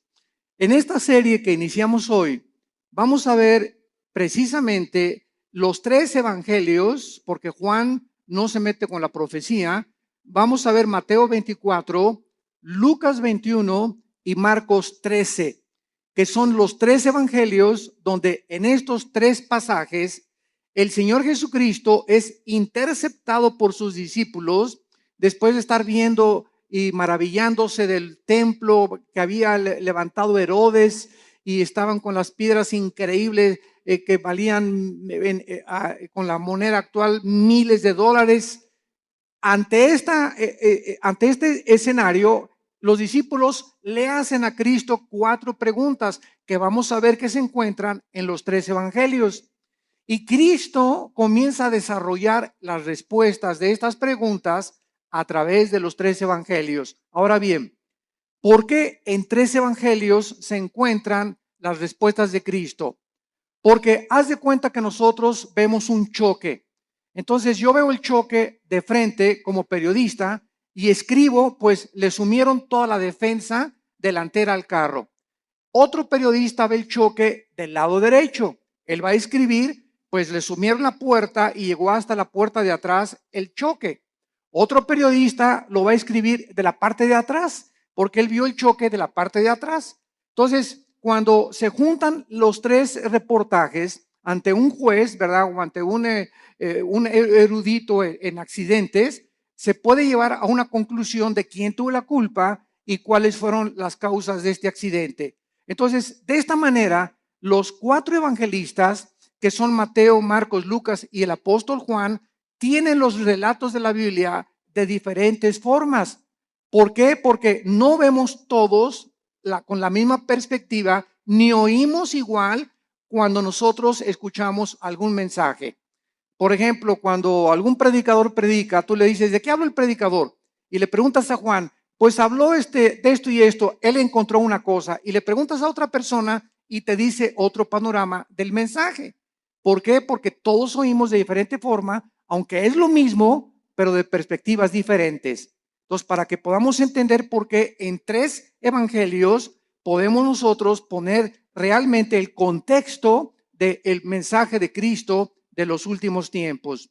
Vamos a ver ahorita, vamos a leer 2 pasajes, Mateo 24, del 1 al 3, y Lucas 21, del 5 al 7, para comenzar y tener el inicio de esta serie de conferencias que se los garantizo va a estar preciosa. He tratado de, así con lupa, con microscopio, examinar los versículos, profundizar lo más que pueda. Hemos dado muchos mensajes del Apocalipsis, de los últimos tiempos, de Daniel. Tenemos la serie de Daniel ahorita en la segunda conferencia, creo que es la 15ª conferencia de todo el libro de Daniel, versículo por versículo, pero nunca había yo compartido en mis 37 años que tengo de compartir la palabra de Dios, nunca había compartido con tantos detalles lo que en esta serie va a estar involucrado. Así que está garantizado, ¿verdad?, que va a ser un estudio hermoso que nos va a dar muchísima luz y nos va a orientar claramente acerca de los últimos tiempos y las señales que debemos ya estar esperando para no confundirnos con tantos falsos profetas, tantos falsos apóstoles, tantos falsos milagros, y la cristiandad está, ¿verdad?, perdida por todos lados. Me acaban de informar que en Europa acaba de haber un congreso donde un personaje del Vaticano fue el orador, un congreso cristiano. Eso se llama el ecumenismo, o sea, la mezcla entre las otras religiones y el cristianismo y las filosofías orientales, la ensalada del chef. Entonces, esto es a donde se dirige la iglesia, es la apostasía y la ramera de Apocalipsis 17. Se diluye completamente la verdad cuando se mezcla con la mentira. Entonces, la verdad de Dios, ¿verdad?, es inalineable. La verdad de Dios tiene una consistencia que no se puede mezclar con nadie. Por eso, la Biblia es la verdad. Y solamente en la Biblia podemos encontrar nosotros las respuestas verdaderas a lo que nosotros estamos buscando en la vida. En Mateo 24, versículos del 1 al 3, dice así: cuando Jesús salió del templo y se iba, se acercaron sus discípulos para mostrarle los edificios del templo. Respondiendo él, les dijo: ¿veis todo esto? De cierto les digo que no quedará aquí piedra sobre piedra que no sea derribada. Y estando él sentado en el monte de los olivos, los discípulos se le acercaron aparte diciendo: dinos, ¿cuándo serán estas cosas? ¿qué señal habrá de tu venida y del fin del mundo? Respondiendo, él les dijo, mirad que nadie los engañe.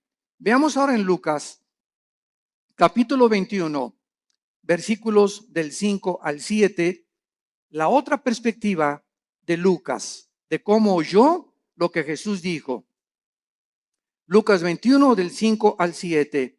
Y a unos que hablaban de que el templo estaba adornado de hermosas piedras y ofrendas votivas, dijo, en cuanto a estas cosas que veis, días vendrán en que no quedará piedra sobre piedra, que no sea destruida. Y le preguntaron diciendo, Maestro, ¿cuándo será esto? ¿Y qué señal habrá cuando estas cosas estén para suceder? Lo primero que ahorita cualquier estudiante de la Biblia acaba de captar es que son preguntas diferentes. Y vamos a ver que hay 4 preguntas, hay otras en Marcos, pero unas están relacionadas con la destrucción del templo. Esto es muy importante. Vamos a comenzar ya a explicar esto. 2 preguntas están relacionadas con la destrucción del templo y 2 preguntas están relacionadas con las señales antes de que Cristo regrese. Entonces, el Señor Jesucristo estaba en el templo el día antes de su muerte, todo el día, y antes de su arresto. Y los líderes religiosos de Israel en este momento no dejaron un solo minuto en atacarlo, en lanzarle preguntas capciosas. Y aquí ya estaba completamente determinado que los líderes de Israel rechazaron completamente al Mesías. Y al finalizar este día, algo quedó muy claro: Israel rechazaba a Jesucristo como el Mesías. Y después de abandonar el templo, entonces él anuncia lo que acabamos de leer. Ven este templo tan hermoso que adoran todos y estos edificios tan hermosos, yo les digo que van a desaparecer y van a ser destruidos. Ahora, esta catástrofe de la destrucción que Cristo estaba profetizando, ¿cuándo se llevó a cabo? Esta respuesta fue 70 años después de Cristo, cuando Vespasiano, el emperador romano, envía a Tito, su hijo, general romano, y a sitian Jerusalén y no dejan piedra sobre piedra. Esta consecuencia de la destrucción del templo era por el orgullo de los judíos, que estaban completamente ensoberbecidos por la belleza arquitectónica de ello y por haber rechazado al autor de la salvación y no la construcción externa que ellos comenzaron a adorar. Veamos entonces estas 4 preguntas, porque los discípulos quedaron desconcertados cuando Cristo dijo, el templo será destruido. ¿Cuándo será la destrucción del templo? Pregunta número 1. Esta la hace Mateo, la hace Marcos y la hace Lucas. La segunda pregunta, ¿cuál será la señal de la destrucción del templo? O sea, primero, ¿cómo será la destrucción del templo o cuándo? Y segundo, ¿hay alguna señal para que sepamos que el templo va a ser destruido? Estas preguntas están relacionadas con el templo, como lo vimos anteriormente. Y la tercera y la cuarta es, ¿cuál será la señal de tu regreso? Esta pregunta la hace Mateo y la hace Marcos. Dinos una señal de cuándo vienes, Jesús. Y la cuarta pregunta, danos una señal de que estamos en los últimos días, de que nos encontramos nosotros ahora en esta generación. Y estas preguntas, como dijimos ya, están divididas en los 2 grupos. Las primeras 2 relacionadas con la destrucción del templo que tuvieron lugar después de la primera venida de Jesucristo hace 2000 años. Entonces, las primeras preguntas son relacionadas después de que Cristo murió y las otras 2 se van a cumplir antes de que Jesucristo regrese. Pero noten ustedes, en Mateo 24 comenzaron a tratar otra vez de liberarse del yugo de Roma, con la dramática derrota final en la famosa montaña del Masada. No sé cuántos de ustedes han ido a Jerusalén. Los que nos han acompañado en los viajes a Jerusalén, nunca dejamos a un lado Masada. Masada es una como montaña inmensa y nos suben por funicular. Y hasta allá arriba de Masada están los baños donde se bañaba Herodes, que tenía vapores y todo, es como un cráter hasta arriba de la montaña. Y ahí los últimos judíos que fueron alcanzados por los romanos como no podían subir y hacer la guerra, los sitiaron, creo que fueron 4 o 6 meses, según el escritor romano Flavio Josefo y Plinio, que fueron escritores del primer siglo de la época cristiana. Y entonces los romanos los sitiaron y los dejaron morirse de hambre. O sea, pues ya se les acabó la comida, ¿verdad? Y se esperaron hasta que ya no tuvieran nada. Entonces los judíos, para que los romanos no subieran y violaran a sus esposas y mataran a sus hijos, se suicidaron. Se cortaron todos, ¿verdad? Con la espada y encontraron a más de 900 judíos ahí muertos. Fueron los últimos judíos que resistieron al imperio romano. El emperador Nerón se suicida en el año 68 después de Cristo, y Vespasiano, que era su principal general, ocupa el imperio de Roma. Vespasiano manda a Tito a que rodee Jerusalén y que acaben completamente con todos. Y no hubo ningún cristiano, escuchen esto, ningún cristiano mesiánico. O sea, de aquel tiempo, como ya vimos, había casi más de 5,000 convertidos. Ninguno de estos fue muerto en el sitio contra Jerusalén porque creyeron en las palabras de Jesucristo. Les salvaron de la masacre haber obedecido a Jesucristo. Ahora veamos también nosotros, ¿verdad? Que el término en Lucas 21:24, vayamos a Lucas 21:24, hay una profecía que hasta este momento se está cumpliendo. Y el escritor romano Flavio Josefo, como citamos anteriormente, escribió que casi 100,000 judíos fueron tomados como esclavos y vendidos en varios lugares dentro del imperio romano. Son los que cuando sitió Jerusalén Tito sobrevivieron y fueron casi 100,000 judíos, y entonces vino lo que se llama la diáspora, ¿verdad? Los mandaron a todas partes del mundo en los 5 continentes. Y vean la profecía de Cristo, Lucas 21:24, y caerán a filo de espada. ¿Cuándo se cumplió? En el año 70 después de Cristo. Y serán llevados cautivos a todas las naciones. Se cumplió después del año 70 hasta 1948 que se independizó Israel. Y andas ahí buscando a Nostradamus. ¿Qué dice Nostradamus? Jesús, María y José y el burrito que los acompaña. Cada cosa que Jesucristo profetizó, la historia lo confirma. Y escuchen esto, y Jerusalén, esto es asombroso, será hollada, o sea, pisoteada por los gentiles hasta que los tiempos de los gentiles se cumplan. El tiempo de los gentiles, esto es muy importante para los estudiantes de la Biblia. El tiempo de los gentiles designa un periodo en el cual los imperios no judíos, los imperios mundiales, tendrían el poder o el control de la nación de Israel, y comenzó el tiempo de los gentiles en el año 586 antes de Cristo, cuando el rey Nabucodonosor invade Jerusalén y se lleva al exilio a miles de judíos. Desde el año 586 hasta 1948, para ser exactos, el 14 de mayo, la nación de Israel, después de casi 2,000 años de haber sido dispersada por todos los continentes para que se cumplieran las palabras de Jesucristo, ante los ojos expectantes del mundo, se reúne Israel y el 14 de mayo se declara la libre nación soberana independiente de Israel. Ninguna otra nación en el estudio de la sociología, en el estudio de la historia, en el estudio de la antropología del ser humano, en ninguna otra nación, ni tribu, ni lengua en la historia del mundo sucedió lo que sucedió con la nación de Israel.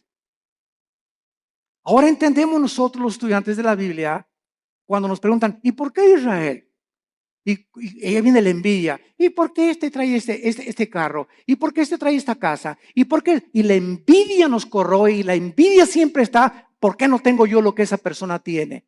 Y sabemos la respuesta, simplemente porque Dios escogió a Israel para que los ojos del mundo se concentraran en esta nación y pudiéramos ver nosotros, esta generación que ahorita está escuchando estas palabras, que somos la generación le llaman en inglés los baby boomers, los que nacieron del 45 más o menos a nuestros años, o los del 70 o 70, 80, o naciste en los 90, etcétera. Pero tú eres testigo de que en el 48 Israel regresó conforme a profecías de hace 2500 años y las palabras de Cristo hace 2000 años.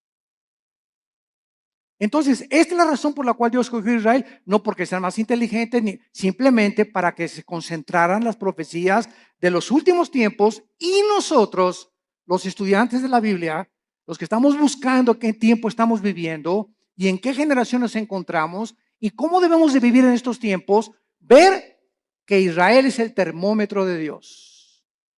Israel es el termómetro de Dios.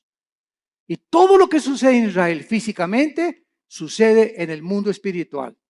Y así como Israel está siendo ahorita amenazada, nunca en la historia, desde hace 2000 años, la iglesia se había visto tan amenazada como en el siglo XXI. Nueva legislación de los matrimonios gays. La nueva legislación, escuchen, están las Naciones Unidas por declarar que Jerusalén no pertenece a los judíos, la van a declarar. Hace una semana lo dictaminaron la ciudad internacional. Les van a quitar a los judíos Jerusalén. El Papa acaba de reconocer, Francisco acaba de reconocer a Mahmoud Abbas, el líder del grupo terrorista más grande en el Medio Oriente después de ISIS, que es el ángel de la paz. Y que merecen tener un Estado palestino. Entonces, están pasando cosas en el mundo que dicen, no es posible que esto suceda.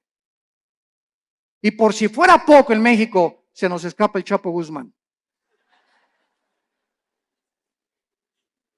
Y todavía para rematarle, ¿verdad? Corren al pobre del Piojo Pérez. Herrera, digo. Están pasando tantas cosas, ¿verdad? Tanto en el ambiente deportivo, cuando el ambiente dices, no es posible, no es posible, no es posible, esto es posible. Y cosas así, ¿verdad? Yo recuerdo en 1960, 70, cuando declararon a Yasser Arafat el Premio Nobel de la Paz.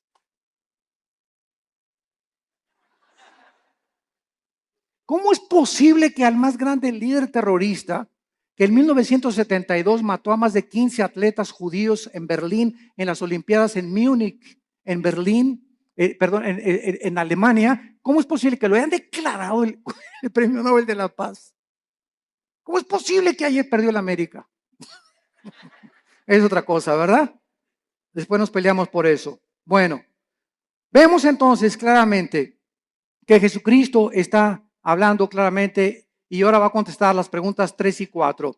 Vamos a Mateo otra vez y vemos nosotros en Mateo que en respuesta a estas preguntas, Cristo comienza a describir varias señales que aparecerán antes de que Él regrese. Como guerras a gran escala, pestes, hambres, terremotos, martirio de creyentes, falsos profetas, odio y poco amor entre los cristianos. Mateo 24, versículos del 4 en adelante.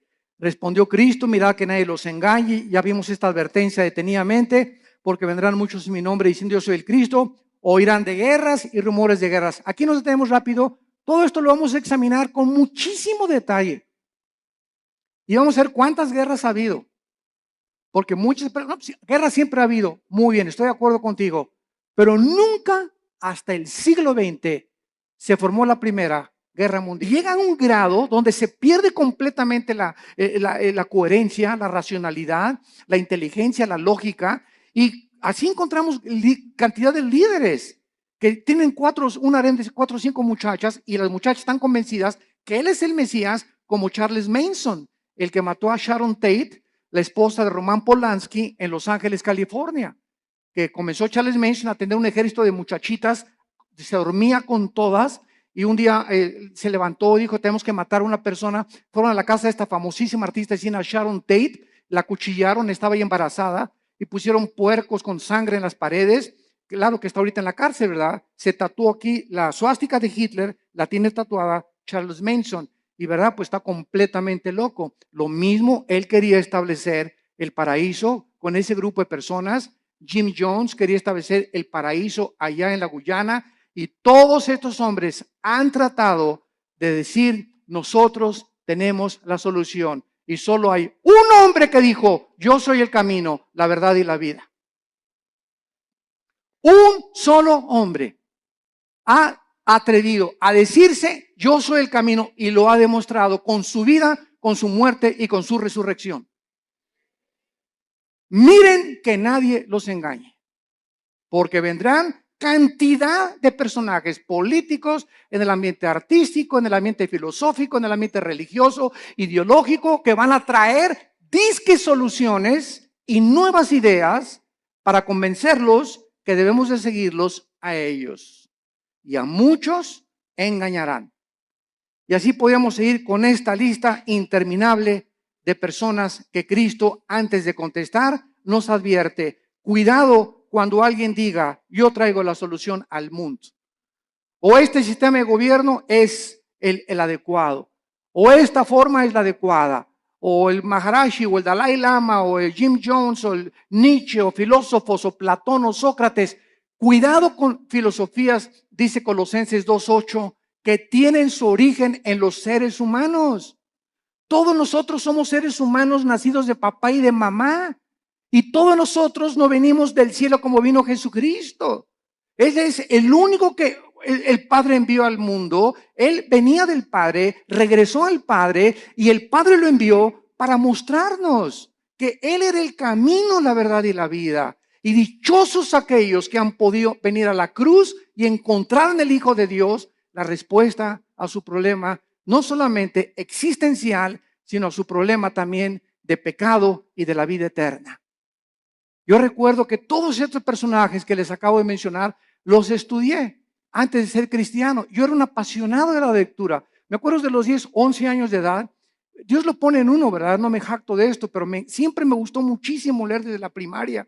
Y me encontraba, la directora me hablaba, ¿qué estás leyendo? Le decía, estoy leyendo las obras de Shakespeare, estoy leyendo Hamlet, estoy leyendo esto, Los tesoros de la juventud. Siempre me gustó mucho leer, y a los 12 o 13 años me apasionó todo lo que era la ideología y el marxismo y el leninismo y todas las filosofías orientales y los líderes religiosos y Mahoma y Buda, etcétera, etcétera. Y después de leer todo eso que leí, ¿verdad? Me encontraba a los 24, 25 años de edad completamente confundido, en un problema existencial tremendo. Me traté de quitar la vida más de 2 veces, ya no quería seguir viviendo, no encontraba la respuesta. Me di cuenta que este sistema era una hipocresía, que esto era una hipocresía, que las religiones eran una hipocresía, hasta que encontré a mi hermano Alejandro, que me dijo, Armando, quiero presentarte a un hombre. Le dije, ¿quién? Los he estudiado a todos. Y mi hijo se llama Jesús de Nazaret.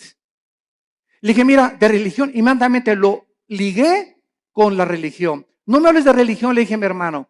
Y mi hermano me contestó, Alejandro, que es pastor también, me dijo, no te vengo a presentar ninguna religión, te vengo a presentar un hombre, el único en la historia que ha dicho que es la resurrección de la vida, y el único que puede entrar a tu vida porque está resucitado, y su tumba está vacía, y puede cambiar tu manera de vivir, y darte una nueva orientación, un nuevo enfoque, una nueva perspectiva, verdaderamente para que descubras el propósito y la razón de tu vida.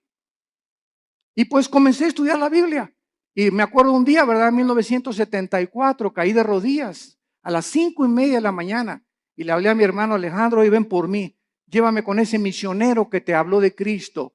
Ya no puedo. Y me acuerdo que en 1974, a las 5:30 de la mañana, estaba en la oficina de este misionero bautista norteamericano. Caí de rodillas, él mostraba la Biblia, la paga del pecado y la muerte, la vida eterna es de Jesucristo. Y cuando me comenzó a enseñar así la Biblia, sentí, ¿verdad? Como que saltaban las páginas, y al ver así la Biblia, como que las letras se salían, y sentí algo que nunca había sentido, y sentí una convicción de pecado, de lo sucio que estaba y de lo endemoniado que al Gadareno haber sido Pinocho junto con los que yo traía. que caí de rodillas llorando y le dije, Señor, perdóname, tú eres el Cristo y eres la razón por la cual yo nací y realmente tú tienes la respuesta a mi problema existencial. Te prometo que te sigo con todo mi corazón. Y en ese momento yo había llegado al final de mi búsqueda. Ya no tenía a nadie a quien buscar. Lo que realmente, el vacío que tenía yo, el vacío que han tenido todos esos líderes, el vacío que existe en la gente, es el vacío que solo Jesucristo puede llenar en tu vida y en tu vida y en tu vida. No hay nadie más, ni sigas buscando más, porque vas a seguir una búsqueda completamente vacía y completamente que no te va a satisfacer jamás. Cuando tú llegues a Jesucristo, has llegado al hombre que realmente tiene las respuestas a tu problema de dónde venimos, quiénes somos y a dónde nos dirigimos. Y es maravilloso, ¿verdad? Cuando estudiamos a Jesucristo, que venimos a estudiar una persona que nos da respuestas que trascienden completamente la lógica y la inteligencia humana.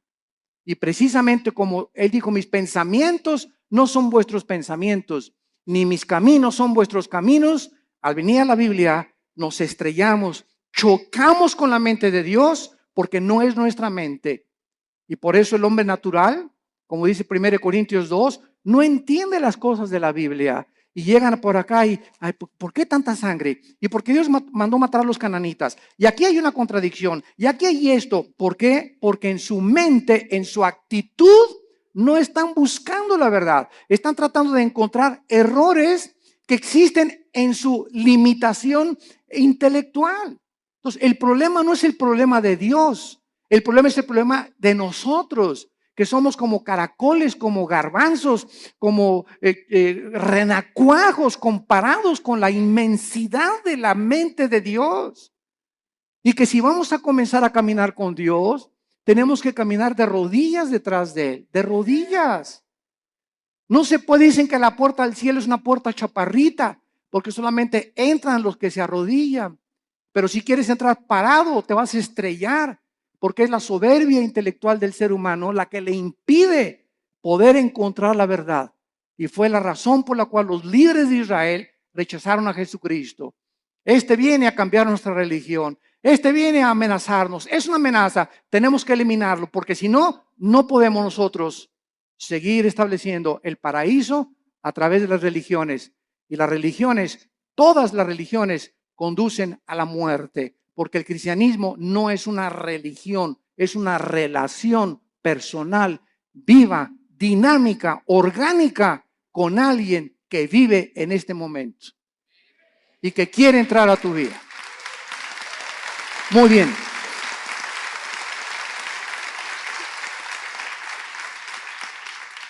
Iniciemos ahora las respuestas a las preguntas 1 y 2. Que recordamos están relacionadas con la destrucción del templo. El Señor Jesús no contestó estas primeras dos preguntas en Mateo 24, pero lo hizo claramente en Lucas 21 y en Marcos 13, en cuanto a cuándo sería la destrucción del templo.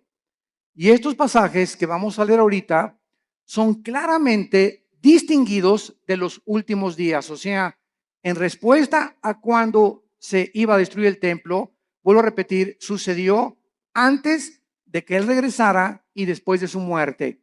Las otras dos preguntas tienen su respuesta hasta antes de que Él venga en su segunda venida. Las señales del fin del siglo y las señales del regreso del Hijo de Dios. Vamos a Lucas 21 y veamos otra vez la pregunta de los discípulos. Versículo del 12 al 19. Y vean ustedes la respuesta que da Jesús en Lucas. No la dio en Mateo, la dio en Lucas esta pregunta. Esta respuesta a esta pregunta. Lucas 21 del 12 al 19. Pero antes de todas estas cosas, os echarán mano y os perseguirán y os entregarán